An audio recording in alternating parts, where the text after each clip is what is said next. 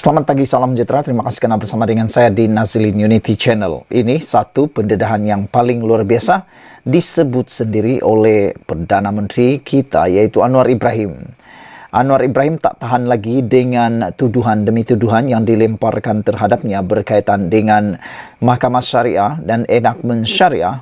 Akhirnya, Anwar tampil sendiri menemplak dengan mengatakan, "Dulu kamu buat apa?" Anwar bidas Perikatan Nasional kait petisyen syariah dengan kerajaan.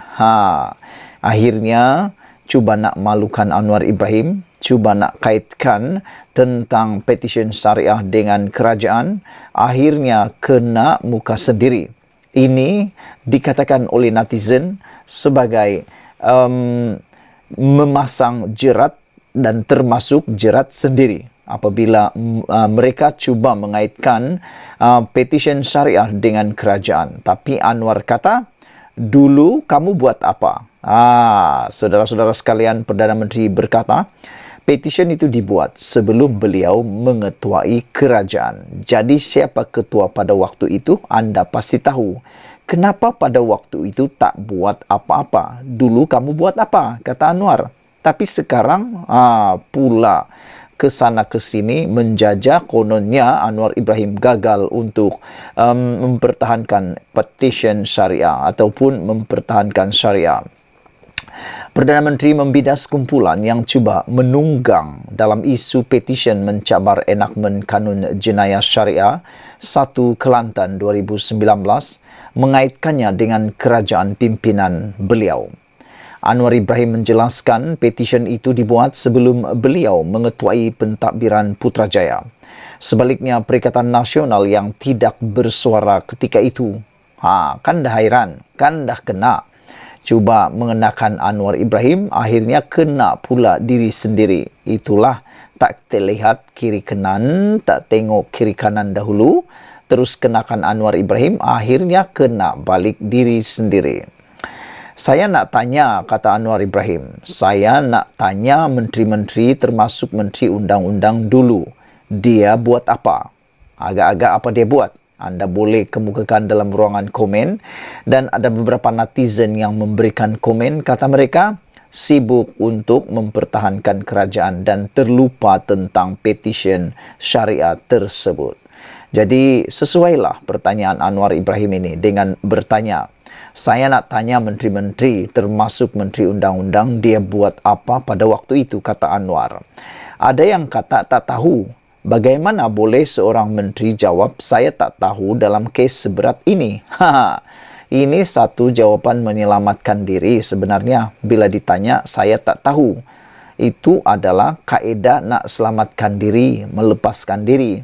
Tapi kata Anwar Ibrahim, bagaimana seorang menteri jawab saya tak tahu dengan kes seberat ini?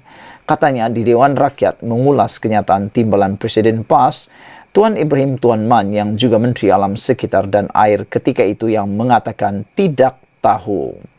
Semalam Tuan Ibrahim berkata, pihaknya membantah petisyen mencabar enakmen Kanun Jenayah Syariah 1 Kelantan 2019 selepas tidak menjadi kerajaan kerana ia kini sudah jelas dan telah dibicarakan di Mahkamah Persekutuan. Perikatan Nasional turut menganjurkan Himpunan Selamatkan Syariah di Istana Kehakiman, iaitu sempena pendengaran kedua petisyen yang berlangsung semalam. Saya tak dengar 1-2 tahun dulu ada jawatan kuasa ditubuhkan. Sekarang baru nak dihebohkan, tambah Anwar lagi. Anwar menegaskan kerajaan tiada masalah untuk perkara itu dibawa ke mahkamah supaya rakyat memahami harus ada peningkatan dalam bidang kuasa mahkamah syariah. Tetapi saya kesal, kata Anwar Ibrahim, kerana ada percubaan seolah-olah ini tindakan kerajaan perpaduan sekarang, katanya.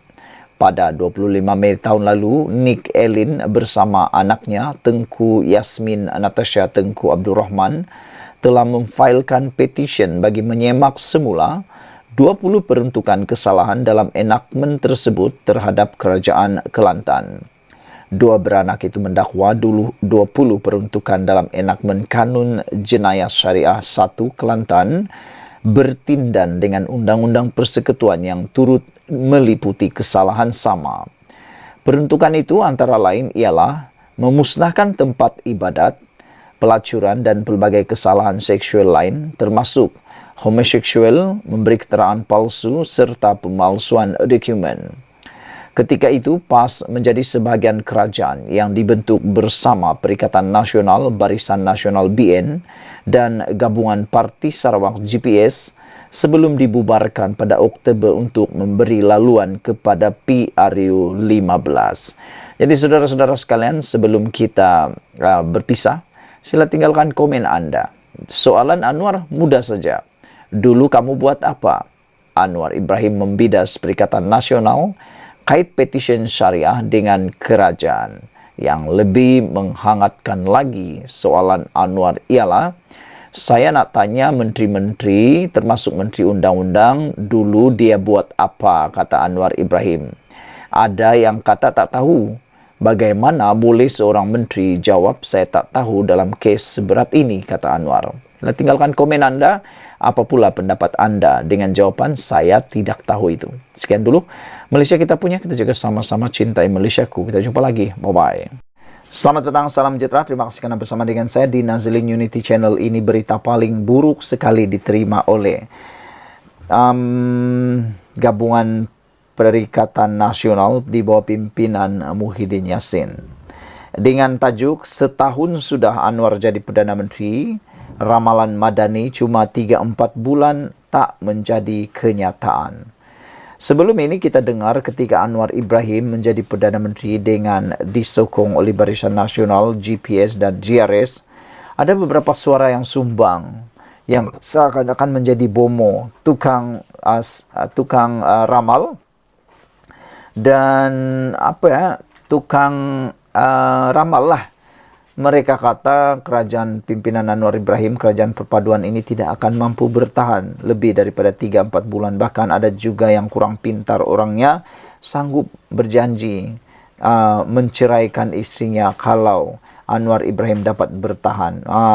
Dia yakin bahwa Anwar Ibrahim pasti akan ditumbangkan 1, 2, 3, 4, 5 bulan selepas dia menjadi Perdana Menteri. Ada yang kata bulan 10, bulan 8 dan macam-macam lah. Tapi nampaknya sudah setahun Anwar Ibrahim menjadi Perdana Menteri, lawatan ramalan yang mengatakan kerajaan Madani ini akan tumbang tidak menjadi kenyataan. Datuk Seri Anwar Ibrahim bukanlah figur asing dalam politik Malaysia dan ketokohannya menerajui kepimpinan kerajaan persekutuan dalam tempoh setahun lepas terbukti dalam melancar atau melakar lanskap politik baharu dan memulihkan kepercayaan rakyat terhadap prinsip demokrasi. Ahli Parlimen Tambun itu memegang tampuk kuasa pemerintahan tak kala politik tanah air berada dalam ketidaktentuan berikutan keputusan pilihan raya umum ke-15. Julung kali menyaksikan tiada parti atau gabungan politik yang mendapat jumlah kerusi majoriti bagi membentuk kerajaan. Kebijaksanaan Anwar yang memimpin Pakatan Harapan PH berjaya meyakinkan Barisan Nasional BN dan Parti Politik Gabungan Sarawak, GPS dan Gabungan Rakyat Sabah untuk bersama-sama menyertai pembentukan kerajaan perpaduan, sekaligus membawa kestabilan dan merendahkan atau meredakan suhu politik serta melicinkan urusan pentadbiran Putrajaya. Penganalisis politik Mujibu Abu Muiz berkata, dalam tempoh setahun ini, Perdana Menteri Anwar Ibrahim ke-10 berjaya memimpin kerajaan pusat tanpa tekanan politik, keterlaluan maupun isu-isu berisiko yang menggugat atau mengganggu-gugat pentadbiran negara. Kejayaan Anwar mengembalikan kestabilan politik bukan sahaja penting dalam meningkatkan keupayaan kerajaan, malah lebih banyak kebaikan kepada negara, malah turut memulihkan kepercayaan rakyat kepada sistem demokrasi yang sebelum ini dianggap sakit dan tenat. Kata pengarah kanan Sains Politik Universiti Teknologi MARA UiTM, fellow penyelidik Ilham Center itu kepada bernama. Mewarisi tampuk kepimpinan negara, susulan gelora politik pasca pilihan raya PRU 14 menyaksikan negara dipimpin 3 Perdana Menteri berbeza dalam tempoh kurang 4 tahun. Pengurusi PH itu awalnya dilihat berhadapan tugas sukar demi atau dalam mengemudi kestabilan bahtera kerajaan perpaduan. Ramai pemerhati politik serta menganalisis politik, malahan pemimpin politik sendiri menjadi ahli nujum, meramalkan Anwar bersama barisan jemaah menterinya cuma akan bertahan 3 atau 4 bulan saja sebelum tenggelam di badai gelombang hijau yang dibawa gelombang atau gabungan pembangkang Perikatan Nasional PN. Kerajaan-kerajaan terdahulu iaitu pasca PRU 14 sentiasa dalam keadaan ragu-ragu mengenai keabsahan mereka. Kini ragam politik tanpa henti itu tidak berlaku di bawah kerajaan pimpinan Anwar Ibrahim yang ada sokongan kuat di parlimen. Jadi boleh fokus sepenuhnya kepada pembangunan negara, kata Mujibu. Anwar mengangkat sumpah sebagai Perdana Menteri pada 24 November 2022, 5 hari selepas PRU 15 mengumumkan pelantikan 2 timbalan Perdana Menteri, iaitu pada 28 hari bulan dan 2 hari bulan. Pensarakanan Fakulti Sains Pentadbiran dan Pengajian Polis UTITM Kedah Dr. Jamizin Zakaria menyifatkan Anwar yang juga Menteri Keuangan berjaya membentuk barisan kabinet dengan peluasan atau pengalaman luas dalam aspek pentadbiran. Ramai menteri heavyweight dalam kerajaan perpaduan ini satu bonus dan hasilnya pelbagai dasar baru seperti ekonomi madani dan lain-lain yang menyentuh kepentingan serta kebajikan rakyat berjaya diperkenalkan dalam tempo 1 tahun lebih ini, katanya. Jazimin pada masa yang sama menyifatkan pendekatan pendaftaran Anwar dapat menekankan prinsip tata kelola baik selain terbuka dalam menerima pandangan maupun kritikan, berjaya menambat hati rakyat yang kini menganggap suara mereka lebih didengari berbanding pentadbiran terdahulu. Sekian dulu untuk kali ini. Jangan lupa tinggalkan komen anda, tekan butang subscribe. Malaysia kita punya, kita jaga sama-sama, cintai Malaysiaku. Bye-bye. Selamat petang, salam sejahtera. Terima kasih kerana bersama dengan saya di Nazilin Unity Channel. Malaysia digemparkan hari ini dengan berita paling menduka citakan kita. Apabila disahkan, Ahli Parlimen Maran masuk IJN.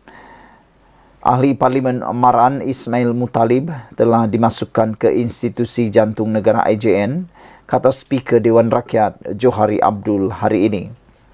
Johari memberitahu Parlimen pagi ini bahawa Ismail sedang dirawat di unit rawatan rapi jantung ICCU hospital itu. Sebelum saya memulakan sesi waktu pertanyaan-pertanyaan menteri, saya nak maklumkan iaitu sahabat kita Ahli Parlimen Maran berada di Intensive Cardiac Care Unit ICCU IJN, iaitu Institut Jantung Negara. Beliau berkata ketika ini tidak boleh dilawati.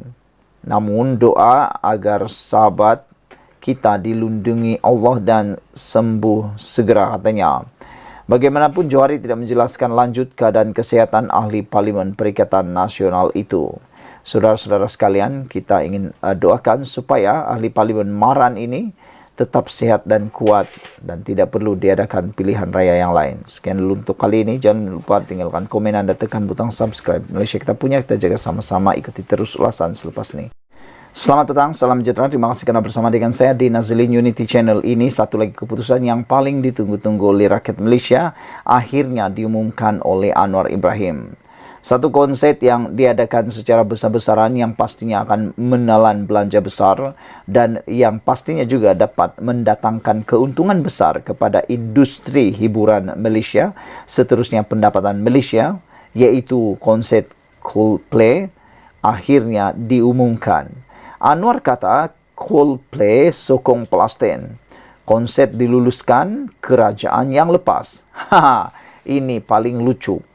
Ramai orang yang mahu, terutamanya beberapa pemimpin yang konon mereka memperjuangkan perkara-perkara tertentu. Dan ada juga pemimpin-pemimpin daripada gabungan Perikatan Nasional yang menggunakan isu konsep Coldplay mendapatkan sokongan daripada rakyat. Kata mereka, kerajaan sekarang menyokong konsep seperti itu dan tidak menghormati keadaan orang Palestin. Namun, rupa-rupanya ini yang berlaku. Konsep itu sudah diluluskan oleh kerajaan yang lepas, bukan kerajaan Datuk Seri Anwar Ibrahim yang meluluskannya. Jadi, cuba tembak Anwar Ibrahim, tertembak pula kaki sendiri. cuba malukan Anwar Ibrahim sendiri kena. Meludah ke langit, kena muka sendiri. Perdana Menteri Anwar Ibrahim memaklumkan bahawa kumpulan muzik ternama dari United Kingdom, Coldplay, menyokong Palestin. Kenyataan itu dibuat selepas terdapat bantahan terbaru supaya konsert Music of the Spheres World Tour yang dijadualkan esok di Stadium Nasional Bukit Jalil, Kuala Lumpur dibatalkan. Bercakap di Dewan Rakyat hari ini, Anwar juga maklumkan bahawa konsert itu diluluskan oleh kerajaan terdahulu. Nak ulang sekali lagi, mana tahu ada yang cuba memfitnah kononnya Anwar Ibrahim yang meluluskan, kerajaan perpaduan ini yang luluskan. Rupa-rupanya konsert ini telah pun diluluskan oleh kerajaan terdahulu dan bukan kerajaan perpaduan pimpinan Anwar Ibrahim yang ada sekarang. Kenyataannya dibuat selepas Mufti Wilayah Persekutuan Luqman Abdullah menggesa supaya konsert itu dibatalkan. Luqman dilaporkan menggesa orang ramai supaya tidak menyokong konsert itu kerana Coldplay dikaitkan dengan kumpulan tidak bermoral yang mempromosikan amalan lesbian, gay, bisexual dan transgender LGBTQ. Dalam jawapannya, Anwar memberi jaminan bahawa dia akan membincangkan perkara itu dengan Luqman. Coldplay ini antara kumpulan yang menyokong Palestin. Jadi ada masalah sikit. Mengapa harus dibatalkan, kata beliau. Kerajaan lalu telah luluskan juga. Jadi saya akan bincang dengan Mufti apakah keadaan ini.